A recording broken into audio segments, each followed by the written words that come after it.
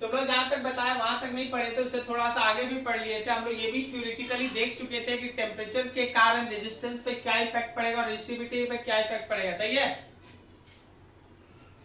अगर हम लोग टेम्परेचर को बढ़ाते हैं तो रेजिस्टेंस बढ़ता है, रेजिस्टिविटी बढ़ता है। तो हम थ्योरेटिकली देखे थे कि क्या इफेक्ट था कि अगर हम टेम्परेचर को बढ़ाएंगे तो थर्मल वेलोसिटी ऑफ इलेक्ट्रॉन बढ़ेगा, रिलैक्सेशन टाइम घटेगा और रिलैक्सेशन टाइम घटने से रेजिस्टेंस बढ़ेगा। सिमिलरली अगर हम लोग टेम्परेचर को बढ़ाते हैं तो थर्मल वेलोसिटी ऑफ इलेक्ट्रॉन बढ़ेगा, रिलैक्सेशन टाइम घटेगा और रिलैक्सेशन टाइम घटने की वजह से उसका रेजिस्टिविटी भी बढ़ेगा। But you have some mathematical equation जो तुमको यह बताएगा कि किसी भी टेम्परेचर पे किसी पर्टिकुलर रेजिस्टर का रेजिस्टेंस कितना होगा। उस पर थोड़ा सा काम करो, देखो इस चीज को।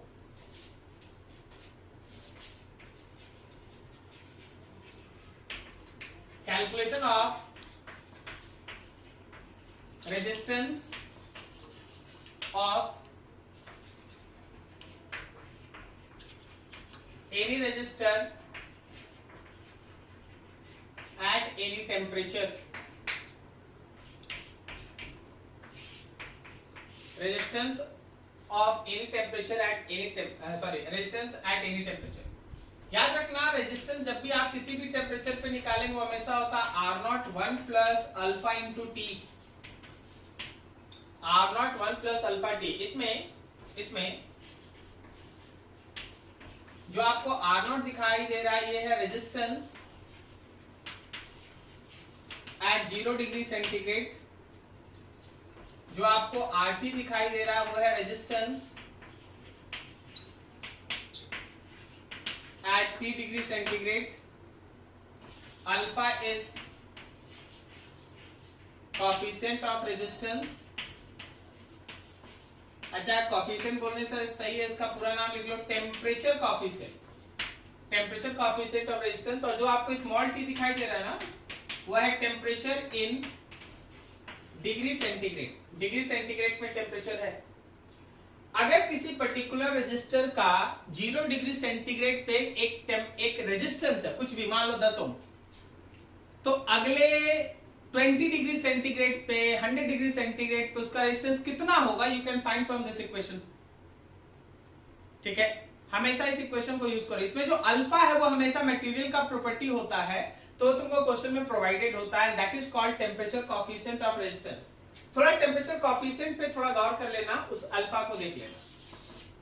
देखो, बिकॉज हम लोगों के पास है RT is equals to R0 1 plus alpha T, RT equals to R0 1 plus alpha T. So see that RT is equals to R0 से मल्टीप्लाई करो, R0 अल्फा टी होगा। इसका मतलब है RT में से R0 माइनस करो is equals to R0 alpha T. तो अगर आप यहां से अल्फा का वैल्यू लिखेंगे तो क्या वो RT minus R0 divided by R0 into T होगा। कभी कभी अल्फा का डिफिनेशन यहां से निकाला जाता है। अल्फा जो एक्चुअली है मटेरियल का प्रॉपर्टी जिसका नाम है temperature coefficient of resistance. Alpha किसका प्रॉपर्टी है, तो मटेरियल का। आयरन का अलग, कॉपर का अलग, सिल्वर का अलग, गोल्ड का अलग, सबका अलग अलग।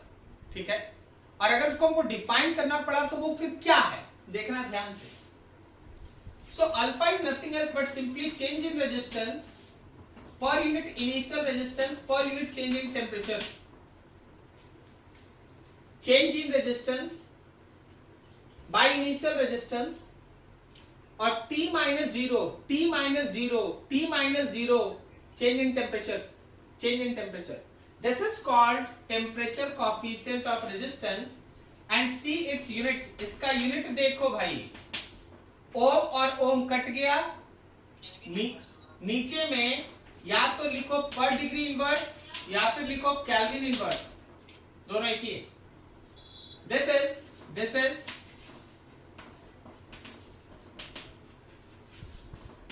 temperature coefficient of resistance, this is temperature coefficient of resistance which is equals to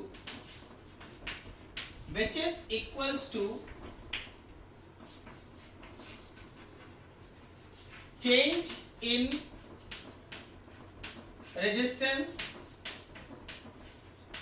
per unit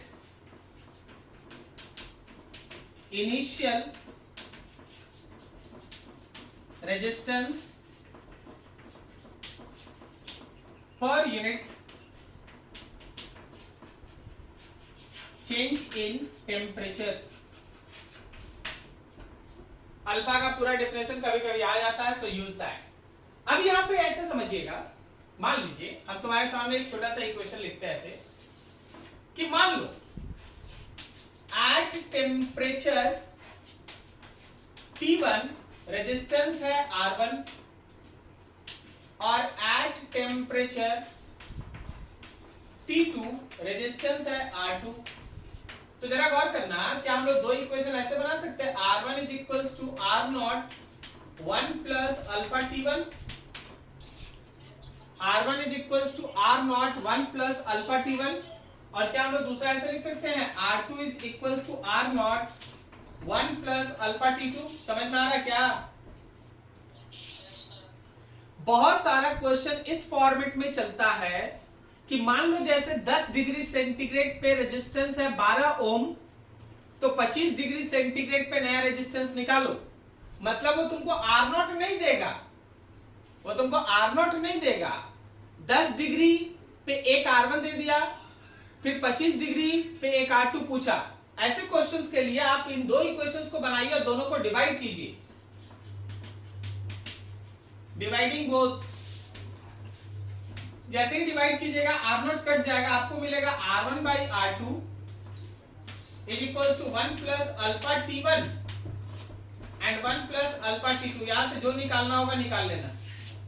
1 plus alpha T1 divided by 1 plus alpha T2, वहां से आपको जो कैलकुलेट करना है कर लीजिए। ठीक है, this is all about mathematical calculation of resistance value at any temperature T। कोई भी टेम्परेचर पे रेजिस्टेंस से रिलेटेड कोई डिस्कशन है, you have to go through this way. ठीक है, अब इसी में हम एक चीज और ऐड कर दे, काम खत्म हो जाए। सिमिलरली जैसे आप ऊपर इक्वेशन देखे ना, उसी तरह से याद रखना, similarly resistivity at any temperature is resistivity at 0 1 plus alpha T is also followed।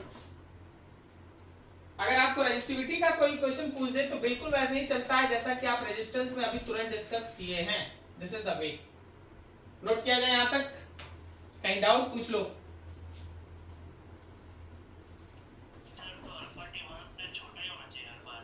क्या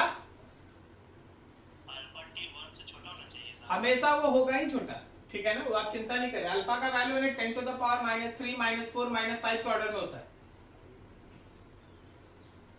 ठीक है, वो आपको बुक का डाटा मिलेगा, आप चिंता नहीं कीजिए उसकी। चलिए अब अगला सेक्शन इसमें, effect on resistance by change in dimension. Effect on resistance by change in dimension of conductor.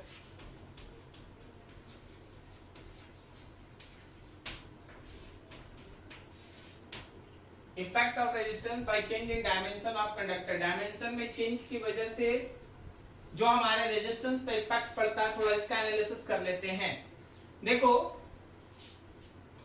Resistance में है term rho into L by. अभी जो आप अभी पढ़ाई किए वो क्या था? वो रो का चेंज था। मतलब आपकी टेम्परेचर की वजह से, मतलब आपकी टेम्परेचर की वजह से रेजिस्टेंस पे क्या इफेक्ट पड़ता है, तो वो रो में था। अब एल और ए का चेंज देखो, इसमें दो तरीके का चेंज होता है। आप किसी भी कंडक्टर के डायमेंशन को दो तरीके से चेंज करते हैं। एक, उसका वॉल्यूम सेम रखते हैं और उसको कभी खींच के लंबा बना दिए, कभी बड़ा छोटा कर दिए एंड सो ऑन। और दूसरा क्या करते हैं, उसको पीसेस में कट करते हैं। आप पीस में कट कीजिएगा, एक अलग तरीके से काम होगा। और अगर आप उसको रिकास्ट कीजिएगा, मतलब वॉल्यूम सेम रख के कभी उसको लंबा तार बना दिए, कभी छोटा कंडक्टर बना दिए, कभी ट्यूब बना दिए, कभी कुछ और बना दिए, तो वो एक दूसरा कॉन्सेप्ट होता है। आपको दोनों तरीके से चीज को देखना होगा। सबसे पहला चीज, एक conductor if conductor is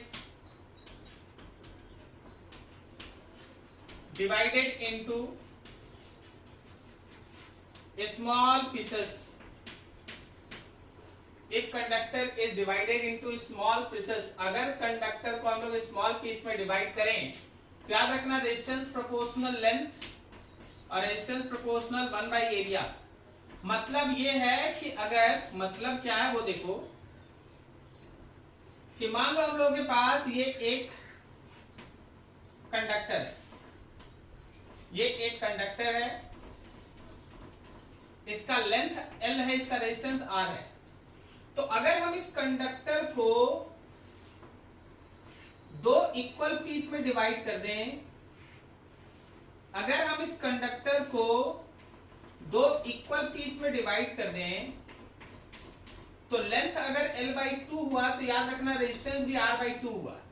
length अगर L/2 हुआ तो रेजिस्टेंस भी R/2 हुआ। क्या आप समझे इसका मतलब? R प्रोपोर्शनल लेंथ, लेंथ जिस रेशियो में टूटेगा डिवाइड होगा, रेजिस्टेंस भी उसी रेशियो में टूटेगा या डिवाइड होगा। क्लियर हुआ?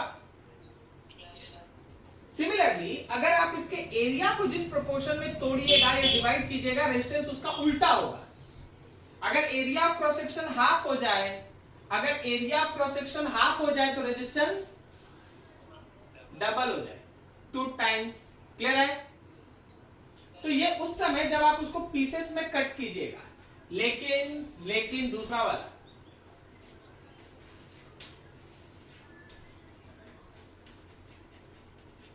if conductor is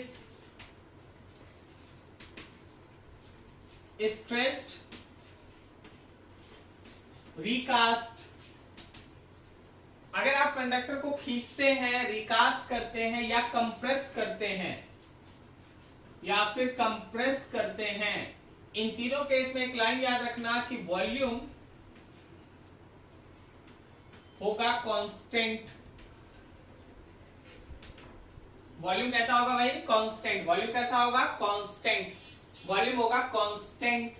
अब अगर वॉल्यूम कांस्टेंट है तो वॉल्यूम में होता है एरिया ऑफ क्रॉस सेक्शन और length. Area of cross section और लेंथ दो ही चीज होगा। अब देखो इसका भी ए पार्ट देखो, रेजिस्टेंस का इक्वेशन था rho into L by A, rho into L by ए।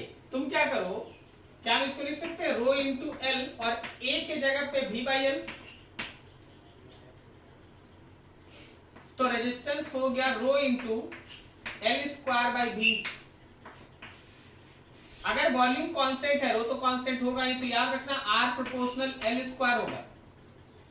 देख भाई, जो लोग केवल इसको ध्यान में रखता है उसको हमेशा आर प्रोपोर्शनल एल दिखाई देता है, लेकिन कुछ कंडीशन ऐसा है जहां आर प्रोपोर्शनल एल स्क्वायर है।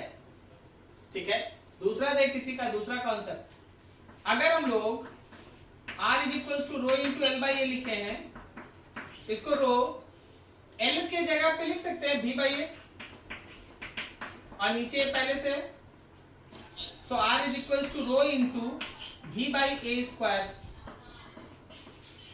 मतलब resistance proportional 1 by A square.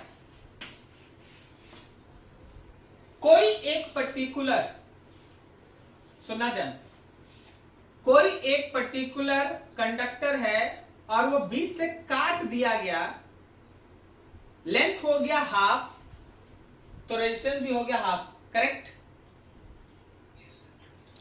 अब कोई एक कंडक्टर है, उसको हाइड्रोलिक मशीन या कोई मशीन के बीच लगा के दबा दिया गया और लेंथ हो गया हाफ, बोल रेजिस्टेंस कितना?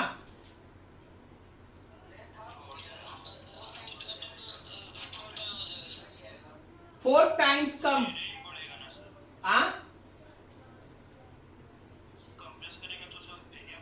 Very good. तो तुमको एरिया के बारे में नहीं सोचना, हम फॉर्मूला निकाल दिया आर प्रोपोर्शनल एल स्क्वायर।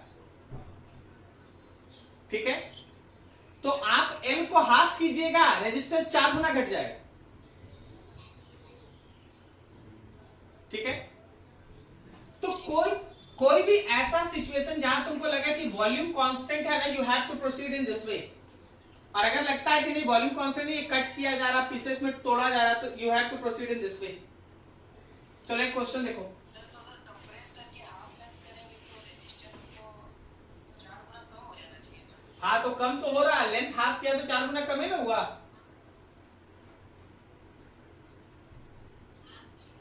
अरे भाई L/2 का स्क्वायर करेगा तो चलो एक क्वेश्चन देखो, थोड़ा क्वेश्चन देखो। मेरे पास ये एक कंडक्टर है, इस कंडक्टर का लेंथ है L और इसका रेजिस्टेंस है R0। बोला गया, क्वेश्चन सुनना ध्यान से, एक half portion of this, blur हो गया है। अच्छा ठीक है ठीक है, चलो तब इधर वाला नोट करो, इधर वाला नोट करो तब तक, इधर वाला नोट करो तब तक, बाद में इसको कर लेते हैं। तुम लोग यही कर, ठीक है। फिर से देखो, if half portion of this conductor is stressed so that final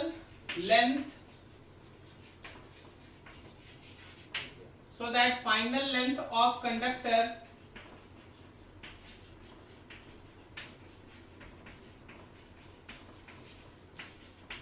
becomes double, so that final length of conductor becomes double, ठीक है। then find new resistance of conductor। चलो इसको नोट करो, इसको थोड़ा ट्राई करो।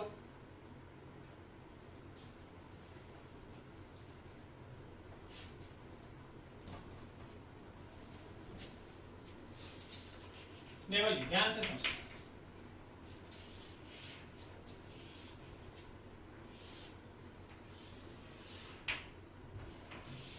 इसका लेंथ L है, रेजिस्टेंस है R0। अब ऐसा है कि इसका आधा पोर्शन वैसे ही छोड़ दिया गया, ऐसा है कि इसका आधा पोर्शन वैसे ही छोड़ दिया गया, जो आधा पोर्शन उसको इतना खींचा गया, इतना खींचा गया कि पूरा लेंथ डबल हुआ। तो पहले L/2 था, तो अभी बचा हुआ लेंथ 3L/2 हुआ। अब जरा गौर करना, ये आधा लेंथ तो आधा रेजिस्टेंस, ये आधा लेंथ तो आधा रेजिस्टेंस। देख ये आधा वैसे ही रह गया, L/2 वैसे ही रह गया, तो ये तो R0/2 हो गया। लेकिन यहां पे जो आधा पोर्शन था वो स्ट्रेच हुआ है, तो अगर हम इसके रेजिस्टेंस को R' लिखते हैं तो देखो क्या होगा, इसका कहानी कैसे होगा। यहां देख, R0/2 प्रोपोर्शनल L/2 का स्क्वायर। नहीं समझा? तो अब R' प्रोपोर्शनल 3L/2 का स्क्वायर, R' प्रोपोर्शनल 3L/2 का स्क्वायर, दोनों को डिवाइड करो। R0/2 divided by R' is equals to L²/4 और नीचे 9L²/4, L²/4 9L²/4, ये L²/4 कर दिया 1/9। सो R0/2 is equals to R'/9 या फिर R' is equals to 9R0/2। याद रखना कि ये R' आया है 9R0/2। अब जरा गौर करो,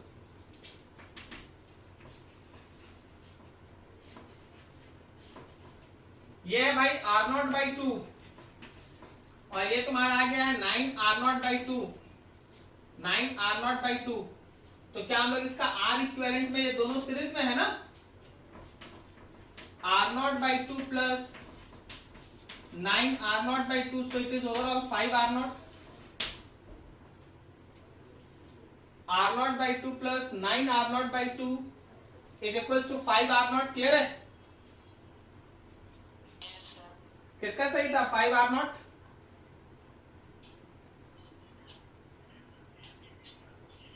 चलो लग जाओ फिर से ध्यान से।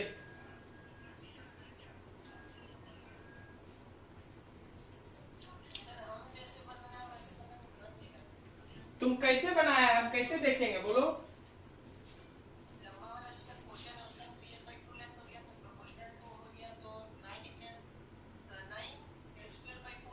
हाँ हो गया।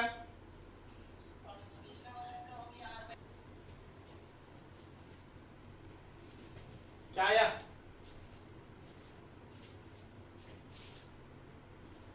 अरे बोलो।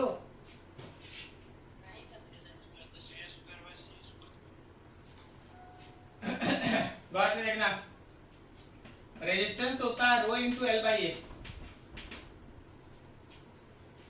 अगर आप रेजिस्टेंस का मैक्सिमम निकालना चाहते हैं तो आपको लेंथ का मैक्सिमम और एरिया का मिनिमम लेना चाहिए। तो सबसे बड़ा लेंथ कौन है? सी है ना, रो इंटू सी। तो एरिया तो फिर ए और बी का बचेगा ना, बोलो भाई। ए बी हो गया। अब इसी तरह अगर आप रेजिस्टेंस मिनिमम लिखना चाहते हैं तो रो लेंथ मिनिमम लीजिए, एरिया मैक्सिमम कीजिए। तो सबसे मिनिमम लेंथ तो ए है, ए, और नीचे भी इस बार होगा बी एंड सी। बोलो बोलो, सही है। तो मैक्सिमम ऊपर में हुआ रो सी बाई ए बी और नीचे हुआ रो ए बाई बी सी। रो से रो कैंसिल, बी से बी कैंसिल, सी ऊपर चला गया, it is C square by A square.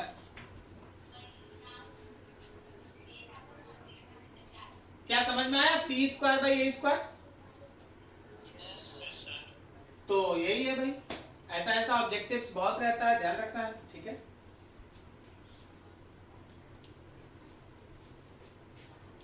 चलो आगे देखो। ये था रेजिस्टेंस पे सब चीज का इफेक्ट, टेम्परेचर का इफेक्ट, टाइम का इफेक्ट, सॉरी टेम्परेचर का इफेक्ट, कोलिजन का इफेक्ट, ये सब एक एक करके था।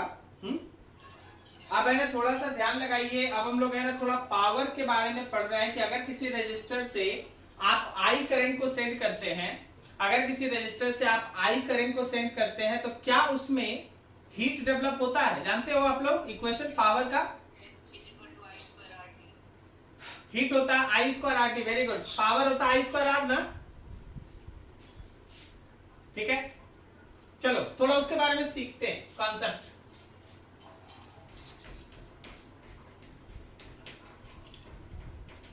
कॉन्सेप्ट ऑफ power dissipated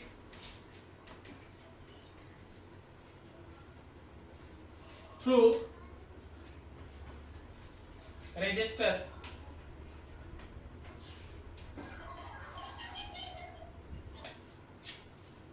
मान लो जैसे हम लोगों के पास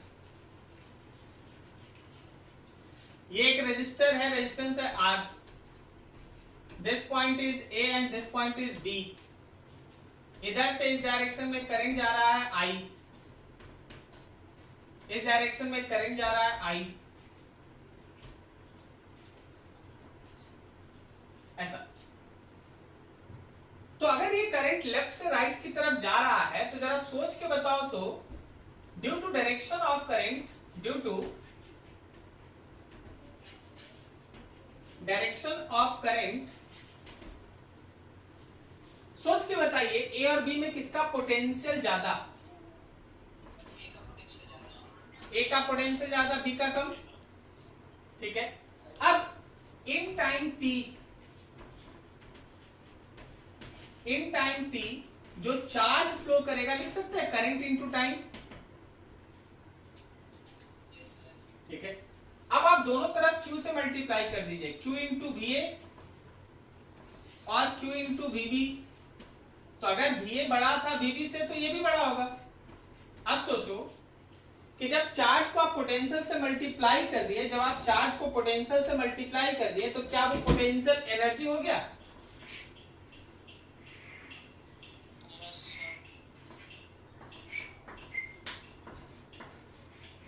पोटेंशियल एनर्जी हो गया। U A greater than U B. Clear है? इसका एक मीनिंग होता है, इसका एक मीनिंग ये होता है कि अगर आप लेफ्ट से राइट की तरफ करंट को कंडक्टर के रेजिस्टर से पास करते हैं तो लेफ्ट से राइट रेजिस्टेंस को पार करते करते उसका एनर्जी घट जाता है। क्या सही है? रेजिस्टर को पार करते करते चार्ज का एनर्जी डिक्रीज कर जाता है, चार्ज का एनर्जी घट जाता है। सही? जो भी उसके एनर्जी का डिक्रीज होता है, that decrease in energy will be radiated in the form of radiation. वही इस रेजिस्टर से हीट या रेडिएशन के फॉर्म में बाहर आता है। सो यहां से एक कॉन्सेप्ट ऐसा बाहर आया, so there is decrease in energy of charge takes place, decrease in energy of charge takes place when charge crosses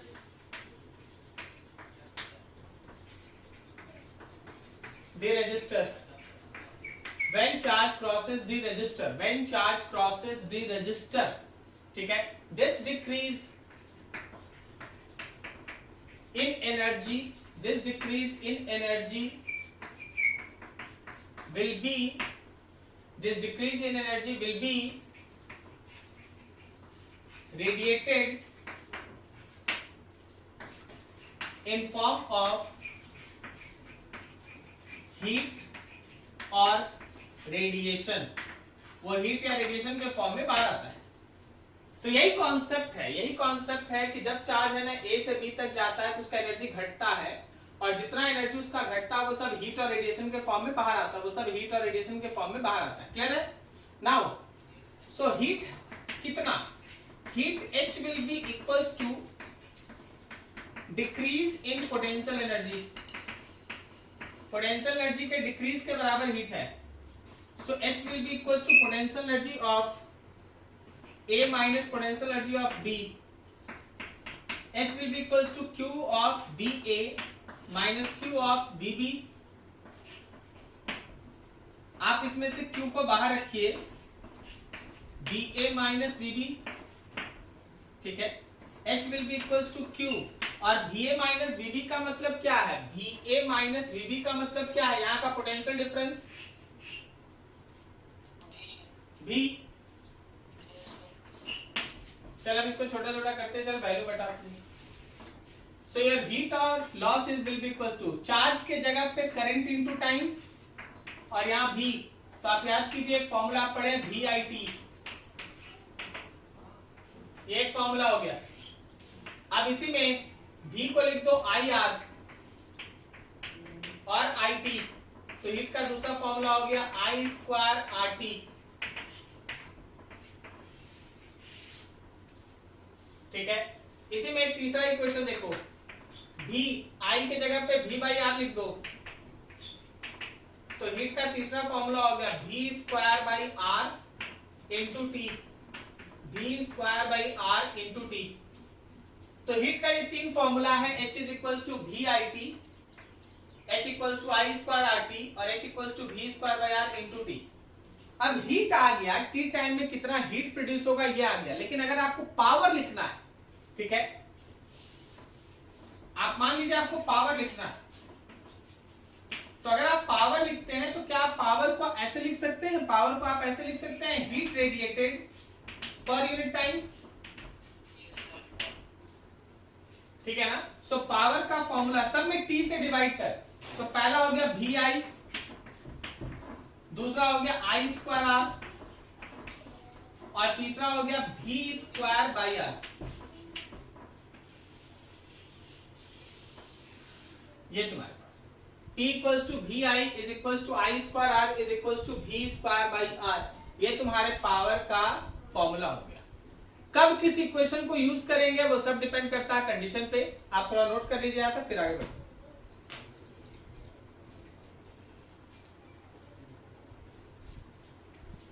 चलो इसमें कहीं किसी को डाउट, कुछ किसी का प्रॉब्लम?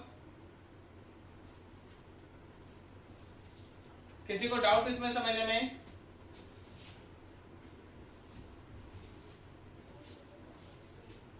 नहीं, इधर वाला हो गया।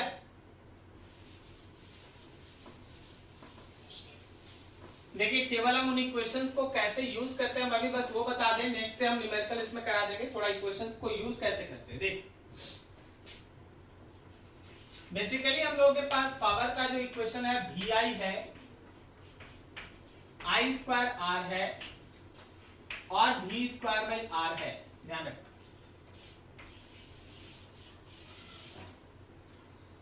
ये सब इस बात पे डिपेंड करता है कि आप है ना कौन सा सर्किट ये सब यूज करते हैं। अभी मान लो जैसे हम लोगों के पास सीरीज है, तो जो रेजिस्टर सीरीज में होता है याद रखना उसमें करंट सेम होता है। तो आप अगर चाहें और इसके अक्रॉस का वोल्टेज मान लो V1 आ गया, इसके अक्रॉस का वोल्टेज V2 आ गया। अब आप देखिए कि डाटा क्या है। अगर हम पावर 1 का लिखते हैं तो हम I स्क्वायर R1 लिख सकते हैं, पावर अगर हम 2 का लिखते हैं तो हम I स्क्वायर R2 लिख सकते हैं। अगर I मालूम है तो इसको यूज करें, नहीं तो अगर हम चाहें तो V को भी यूज करें, लेकिन V आपको निकालना पड़ेगा फिर V1 स्क्वायर बाई R1 या फिर यहाँ पे V2 स्क्वायर बाई R2। ये समझ में आया अभी हम क्या बोले? पावर में V है, I है और R है। याद रखना जिस किसी रजिस्टर का पावर आप निकालना चाहते हैं V उसी के अक्रॉस का होगा, I वही होगा जो उससे पार करता है और रेजिस्टेंस उसी का होगा। तो अगर आप I स्क्वायर R लगाते तो देखिए उससे कितना करंट जा रहा है, और अगर आप V स्क्वायर बाई R लेते तो आप पूरा V मत ले लीजिए, V का जो हिस्सा इसके अक्रॉस में है वही लेके चलिए, दोनों से आंसर आएगा।